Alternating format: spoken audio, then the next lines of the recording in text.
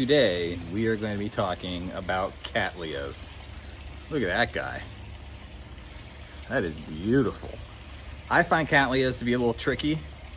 Really, I would say they're one of the more tricky main orchids that I grow.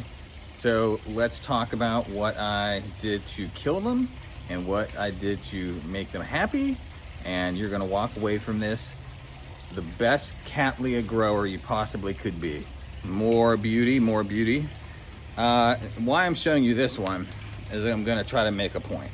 Now, Catleya really like air around their roots.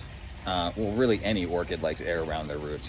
But Catleya really likes air around their roots, and they like to get the roots very soaking wet and then very dry. Ideally within like 2 hours, which is really tricky. So I'm finding that the ones that I planted or potted in inorganic media, which would be like rock or charcoal or something like that. Like you can see this is lava rock in a kind of ugly black plastic basket, but man, it is happy because it has plenty of room to grow.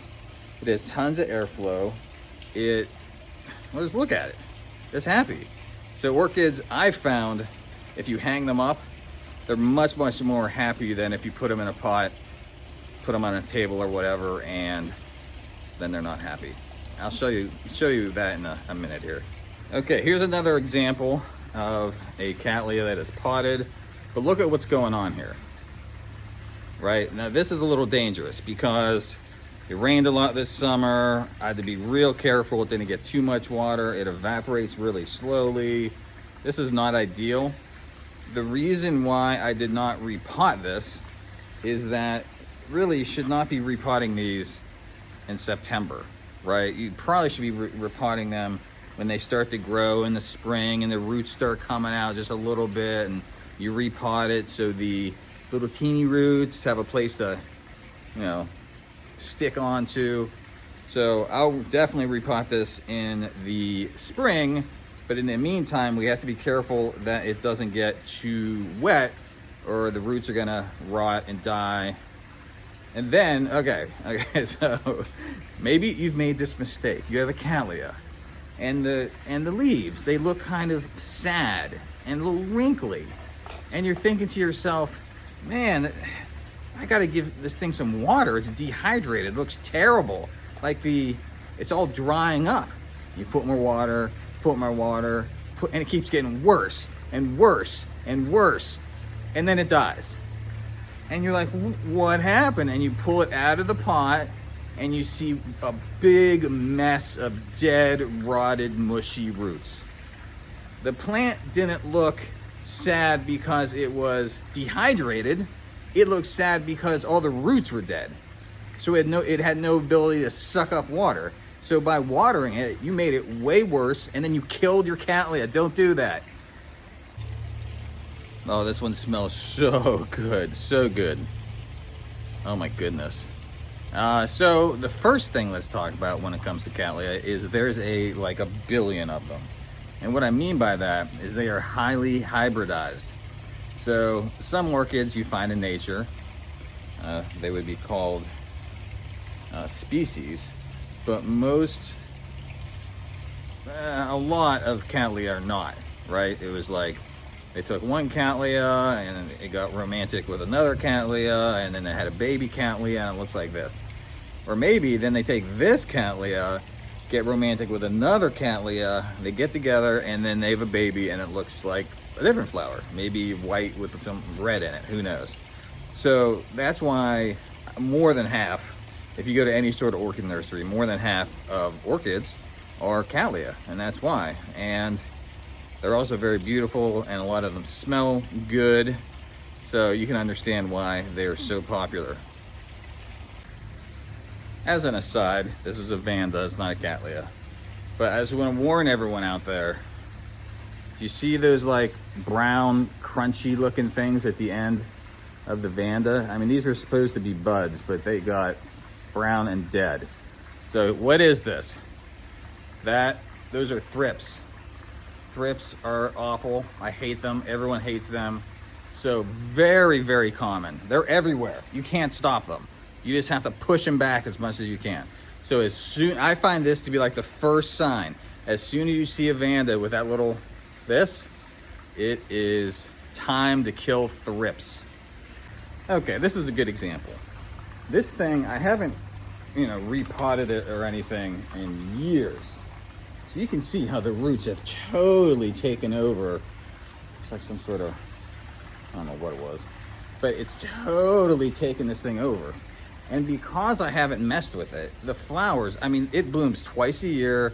They're massive. It's very exciting. There is no way I'm gonna repot this. What am I gonna do? Like rip this off? I mean, it wouldn't bloom for 3 years. So I'm just gonna let it go. Even if the roots start to hang down, that's okay. It's okay. It's not gonna hurt it. Probably happens in nature. Hangs off of a limb. The roots keep coming down. So here is a good example of when not to repot.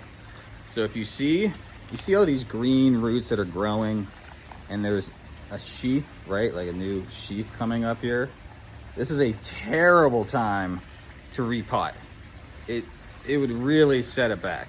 So this is a perfect example. Now, if the roots were teeny tiny, just like a 1/4 of an inch, we're good. And maybe if the sheath like super small, we're good to go. And be careful, those sheaths are so fragile. You can like breathe on it and it falls off. And then you cry. I've wept for hours because it's very easy to knock some of those off. Next up, I have a warning, very important warning, very scary. There's a disease, I don't know what it would be, a fungus, bacteria, but it's called black rot. It is devastating. Now, luckily, I can't find an example to show you. I'll put one up on the screen so you can see what a picture looks like of a Catleya with black rot. But, well, I have this. Not very pretty. You would think that it would smell like lemon chiffon, but it doesn't. It smells like nothing. So, black rot, you see it on the leaves.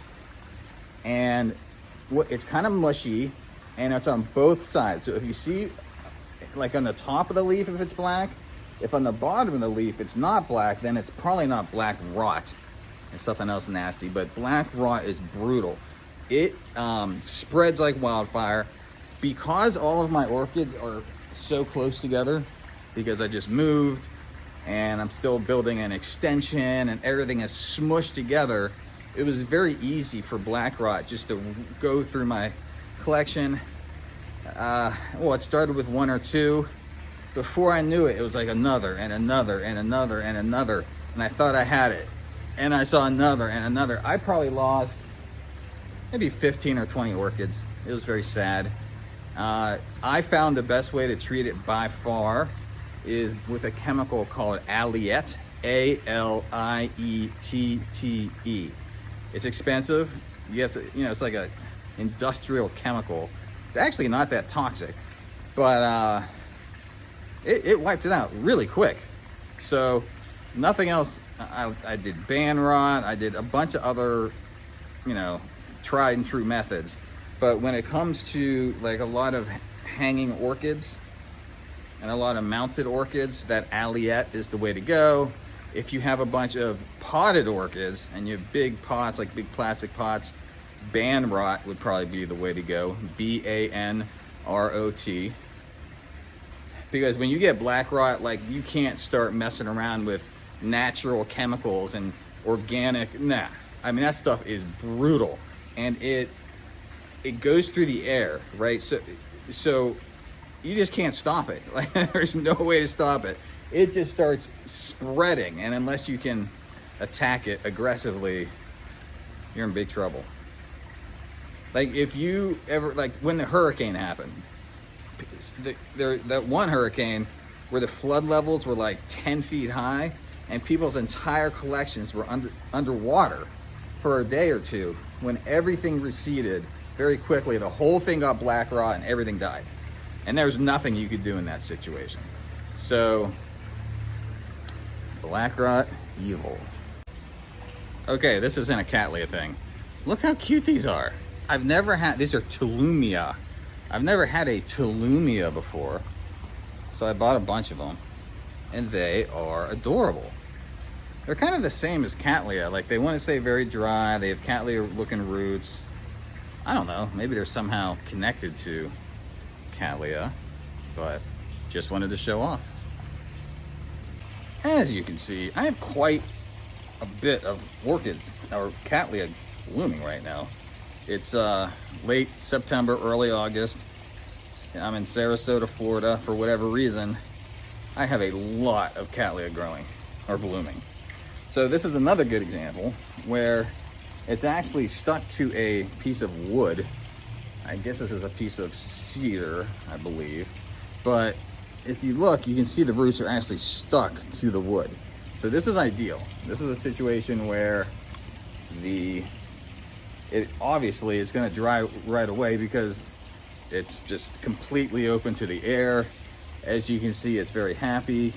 Now, little tip that I learned, which is interesting, is you would think that orchids like this would grow the biggest. Like if you took an orchid like this versus one in a basket like I just showed you with a lot of airflow, you would think this would do even better because there's even more airflow.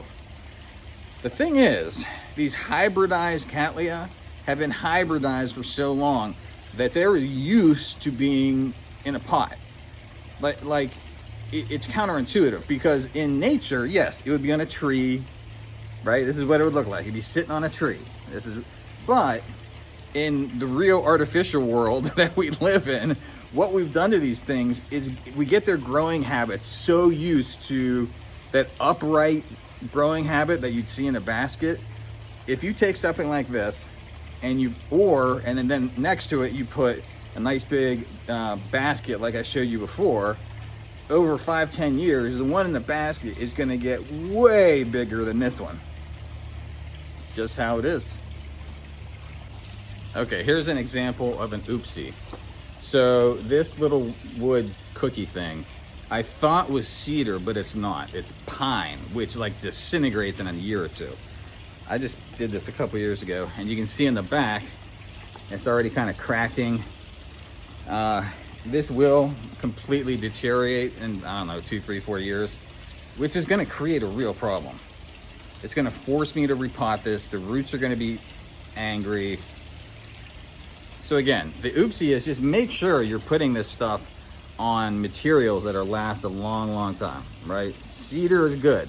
Anything cedar or cypress or cork bark or, so mount it, don't screw this up like me. Look at how cool this is. This is mounted literally just on a piece of like cedar, 2x4, untreated, no chemicals on it, it's just cedar.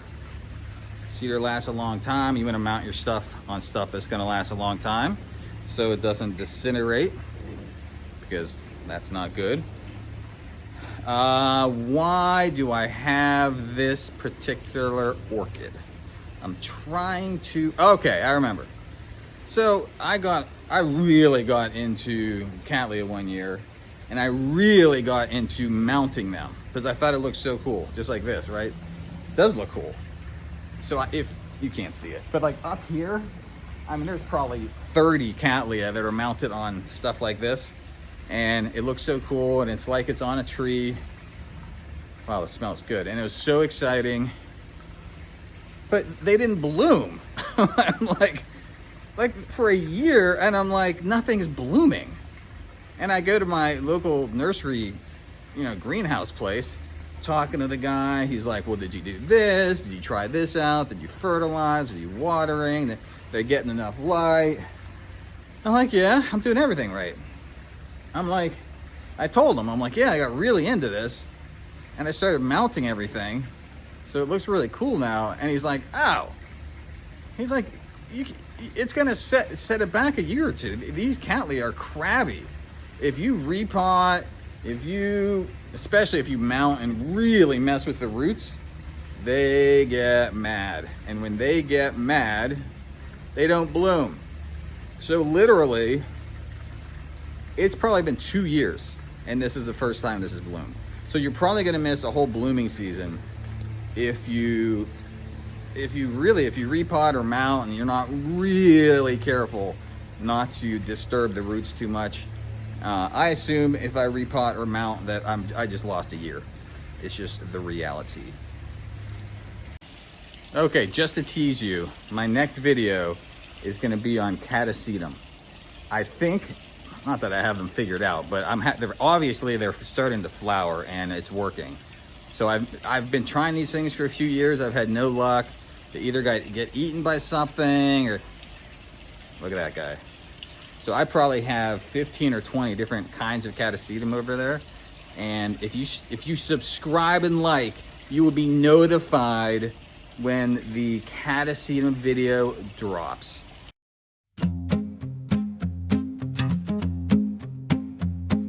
The farmer walked out with his seed in hand. It scattered wide across the land.